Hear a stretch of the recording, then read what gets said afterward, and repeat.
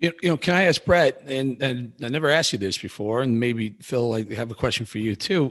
Brett, what made you stop? I mean, so many of these people who have found themselves addicted, there's an event, I would think, that it comes to your mind that made you stop. So 1994 was when it started. Now, I had taken pain pills before that, not necessarily football injuries. But when I first realized that I liked the pain pill was after that Philadelphia game in 94. And it wasn't the next time I got injured, for example, may have been 3 weeks later, and I sprained my ankle. I don't know if it was sprained enough to warrant getting pain pills, but I remembered the effect that I had. Right. And I liked it. And I thought, what the heck? Why not? So that happened 2 or 3 times during the course of that season, to a point where, like Dr. Phil said, then I was taking 2 every day. And I could get away with getting 2 a day because it was 2. And maybe the third day I would ask another player to get 2 pills. So I just didn't ask the same person. And you start learning to manipulate the system, and you become very good at it. And to a point where I was basically taking in 2 days a month prescription, which is crazy. But it became constant at the end of 94 season, to where when I went home, I was taking the pills. And usually after a month, 2 became 3, 3 became 4, 4 became, it would only last for 4 weeks, and then I had to go up.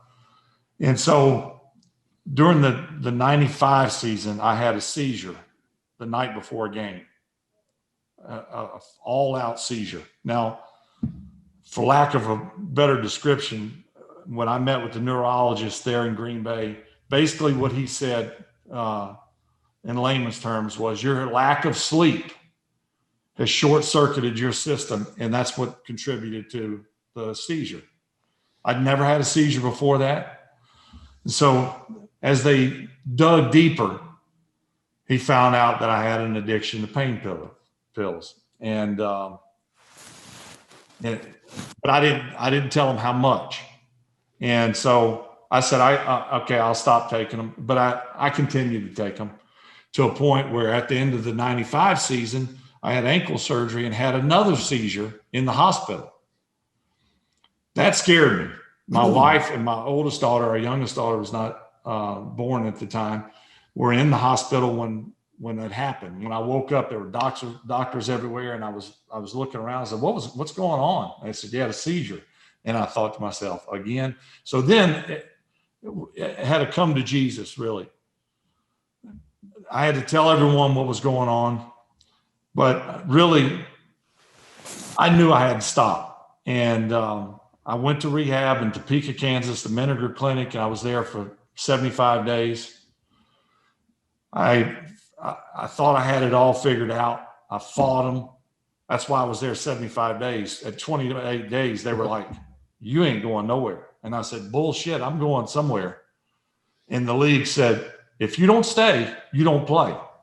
So I stayed, to a point where I finally, I figured out, agree with what they're saying. In other words, manipulate again. And then when I got out, I continued to do what I was doing. And really, it came to a head. I had 8 pills. So Brett, you got out and then went back to gather. Not right away, but I did. Yes. Okay. All right. Yeah. All right. And I'll tell you this, so when I got out, I was fit. This was 96 season. We're going to play we didn't know, but we ended up winning the Super Bowl that year. And they said, okay, if you need pain pills, we got a non-addictive pain pill that you can take. It's called Ultram. And I'd never heard of it before. And Dr. Phil probably knows about it. Well, let me tell you, if you take 20 of them, it will work. I'm obviously in no way telling someone to take 20 of them, but that's the addictive nature that I was going through. I tried them. It didn't really, I can't say it helped with pain or not, but I was taking a pain pill for effect. Yeah. And eventually I took 20 and I got a buzz. And so I fell right back into that cycle again. So at the end of the season, I had 8 pills in my possession. 8 pills would not do what I needed it to do. It would give me 0 buzz. And I was home in Mississippi and I was as low as I possibly could be, even though I'd won the Super Bowl, won an MVP, actually won 3 MVPs in a row. And during this whole time, I hadn't slept a bit, like maybe an hour a night. Wow. It's crazy. But I was low. I felt, I mean, I was, and I said, it's one of 2 things. I die or I flush these pills down the toilet. And I contemplated, I sat by the toilet for 2 hours. And eventually I dumped the pills in the toilet, flushed them. And I almost wanted to kill myself because of doing that I could not believe that I had actually done that. And I was so mad at myself because now what was I going to do? And actually I spent probably the next 2 weeks.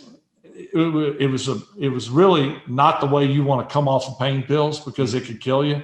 I shook with cold sweats, hot sweats.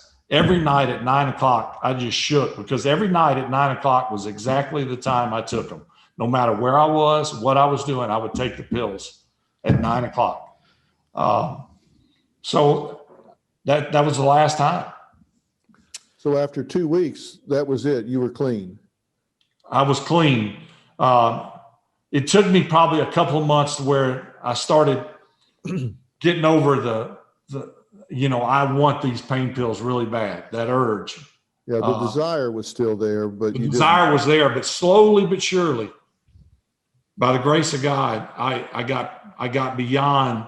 And the same thing for drinking. I still maintain my alcohol. And I was one of those, Dr. Phil, and I know you hear it all the time. I didn't drink every day, so I don't have a problem.